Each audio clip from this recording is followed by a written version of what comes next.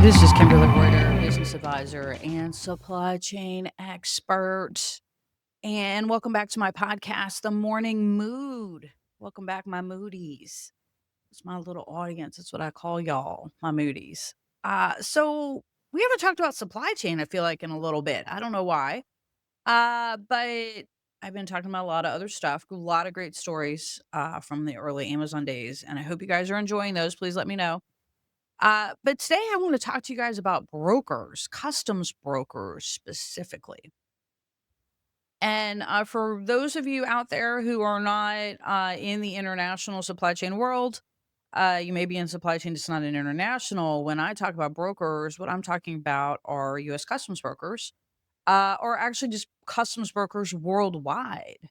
They all perform about the same function and customs brokers, and what their responsibility is to declare the goods that are coming into the country that they represent and ensure that first and foremost, believe it or not, because I know if you've been following the news, all we talk about are tariffs. Jesus. But if you follow the news, you know, we talk about tariffs, and that seems to be what customs really focuses on. But believe it or not, customs' first mandate is to make sure what is imported into the United States is actually safe, legal, and meets all of the requirements, including I call them OGAs, other government agencies, because I'm an OG. They are now called PGAs, I believe, participating government agencies instead of other government. I guess other was offensive in some way. I have no fucking idea when that change happened or why, but I still call them OGAs because I'm OG. So that is their primary function, is to make sure that bad stuff isn't coming in the country. In any country, in every country, by the way, if you've listened to anything I've talked about in Amazon Global, you will hear about this, and any country that, is importing has their own requirements. So every country has their own regulations, and they're all different, and even in the European Union, a lot of people are like, "Oh, but the EU, they all" no, every country has their own specific importing requirements.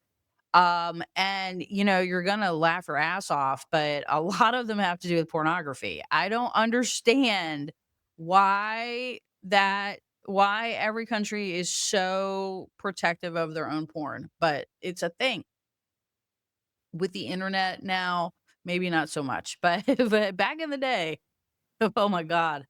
So anyway, so you know, every country has, you know, what you can and can't bring in, and it gets all the way down to, just to give you an idea, it gets down to, you know, very specific things like the kind of metal used in jewelry. So some European countries don't allow nickel in gold jewelry because it causes a negative reaction. Other countries don't give a shit about that. Other countries have proprietary things that they're trying to, they don't want to import things that compete with some of their own industries. It's protectionist. There's a variety of reasons and a variety of laws for every single country on what you can import. That's what I'm trying to get through to y'all. And I just want you to understand that it's pretty nuanced by country. Just I always reference the porn thing because I did not have a lot of experience, importing or exporting the adult entertainment industry until I joined Amazon, and so that I learned a lot about that. So, it's a multi-trillion dollar business. Don't laugh about it. It's out there. So, so that is the broker's responsibility, is to make sure that they understand what you can and can't do for their country that represent, and make sure that the product that's coming in meets all of the requirements. And then if it doesn't, that you either get the documentation that you need to make that happen, or the product gets stopped. They seize it. And when I say seize it, I mean, we taking it, you're not going to see it again. I don't care how much it costs you. I think one of my wildest stories from way back was, and I was a customs broker, by the way. I forgot to tell you all that. I was an import broker, Yeah, for a year. I still have my broker's license.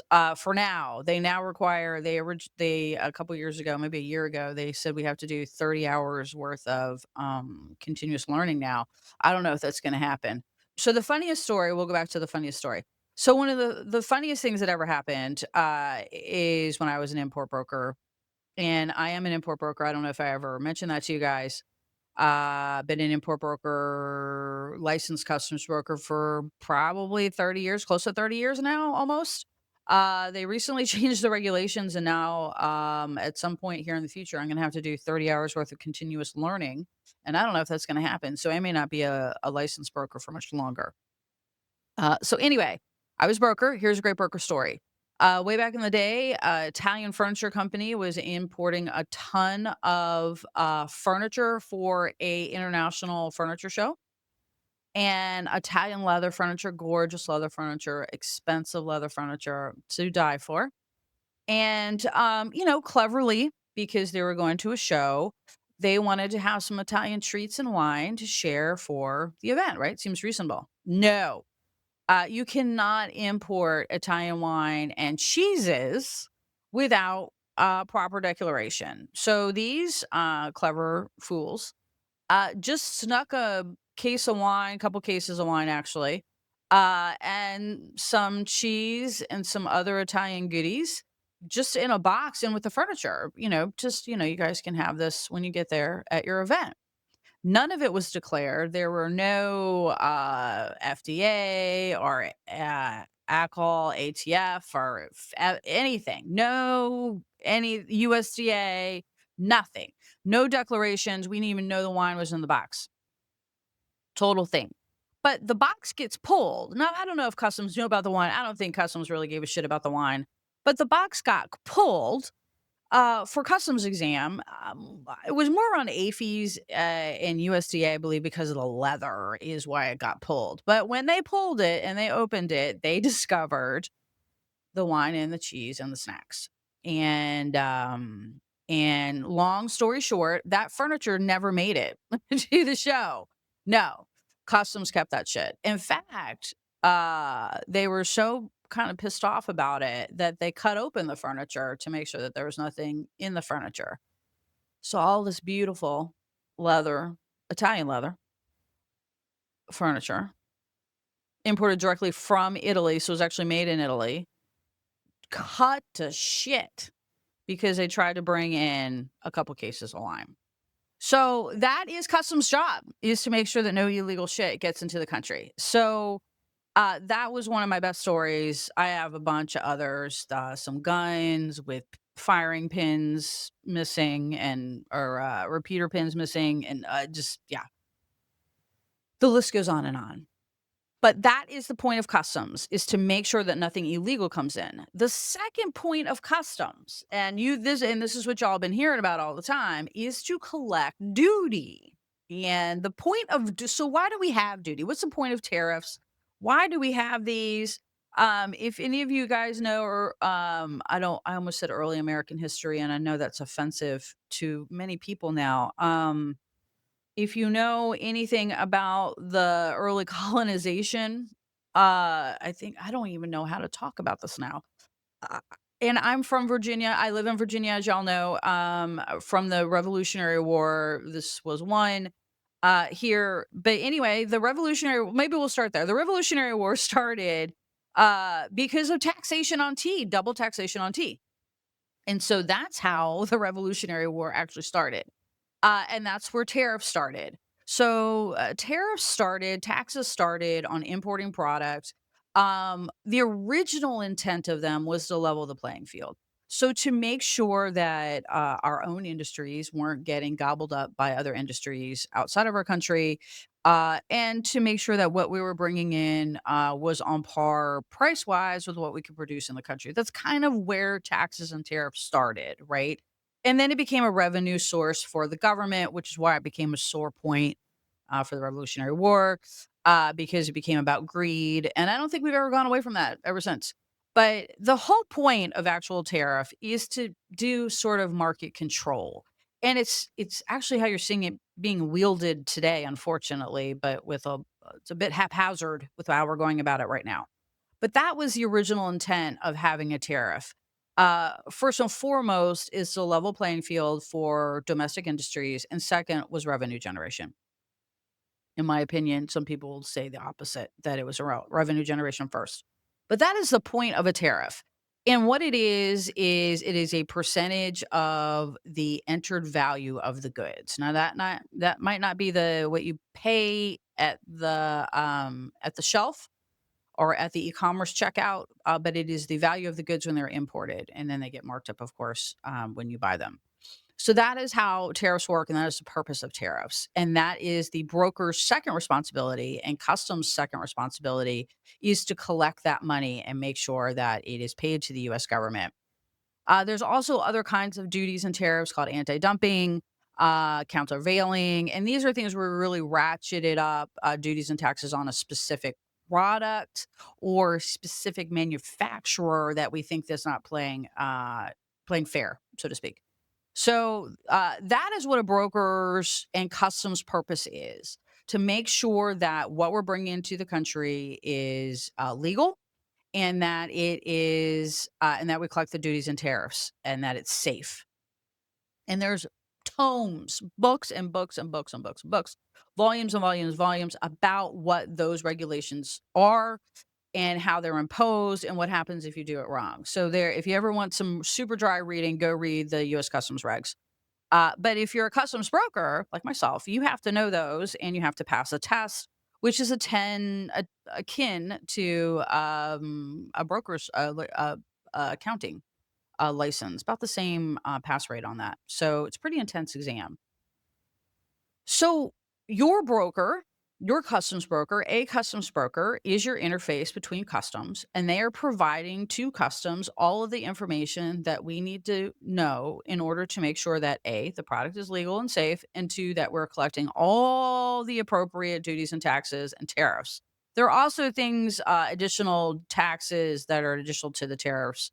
Um, MPF and HMF and other sort of fees that are very small percentages of the value of the goods, but those are different than tariffs. Okay.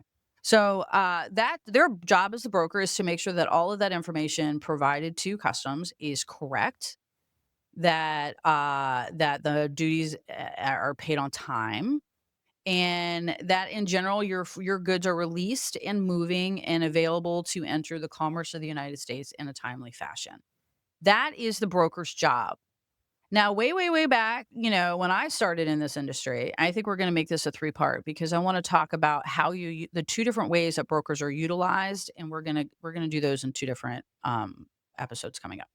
So, way, way back when I started as a broker, and this is before ACE, which was the modernization of U.S. Customs, which happened in the early 2000s. Prior to ACE, customs was kinda run on a port by port sort of system, and it was beautiful because you could play the ports. Some ports gave a shit about some stuff, some ports didn't give a shit about other things, like, and you could maybe get by with something in one port, maybe not get by with something in another port, and maybe you got in trouble in one port and you just stop importing into that port. Because customs maybe on an aggregate level at some sort of like data center somewhere, was not integrated. Ports worked independently. Yes, they're a federal agency. Yes, they had federal laws, but the interpretation of those were kind of a little bit specific depending on what port you were going into. And then, of course, certain ports specialize in certain things. Believe it or not, down south, a lot of apparel, a lot of cotton, a lot of imports going into apparel making that was happening down there at that time. Electronics, West Coast, big ports for electronics, Mid Atlantic, Northeast, a lot of food, a lot of cold products. So they were a little bit more regionalized. I'm not saying that's the only products that went through those, but they were a little bit more specialized. Then in the early 2000s, it actually probably started in the late 90s, to be honest with you, but we kind of heard about it in the early 2000s. Customs started what they called modernization. of customs, and they implemented the ACE system, which I don't cannot remember what it stands for, so please don't ask me. And I know it stands for something. It would not make sense if I even told you because it's customs. But they started the modernization of customs and creating a single system and synchronizing all of that data all together and pretty much having a truly federal system and federal technology in order to manage customs as a whole. It became part of Department of Homeland Security after 9/11. And kind of the whole focus of customs changed and really started to focus on collecting data, managing acts of terror, looking for weapons of mass destruction, and more around protecting our borders, which is a slight shift from what was happening prior to that, which was making sure the products were safe and legal and collected in duties and taxes. Post 9/11, and as a result of 9/11, a lot of the modernization work that we saw happening um, really started focusing on protecting our borders. So not only is what we're bringing in safe, but is what we're bringing in not intended to kill people. And in the early 2000s, there were a lot of conversations around weapons of mass destruction, importing weapons of mass destruction. And this is not something that our customs officials had ever really been looking for. Like we looked for arms, guns, things like that, but we didn't look for, vats of arsenic or anthrax. We weren't looking for those kinds of things. So it really changed how customs operated, the modernization of customs, and also sort of the change of focus of customs because we're no longer, just worried around tariffs. So once that happened, and now we have a modernization of customs, we're all working on a single system. Payment of duty becomes more automated. We're moving to periodic monthly statements instead of paying every 2 weeks, which is what we were doing initially. And things over, I would say, the next 10 years or so, maybe even longer, really started to change with customs. And what happened as a result of that is that regional effect went away. So no longer could you leverage the Port of Savannah for importing, I don't know, I'm just making this up. So please in Savannah, don't get upset. You can no longer, leverage the Port of Savannah for importing your sketchy electronics because Savannah didn't specialize in electronics and they weren't really paying attention. So all of that sort of regional play went away.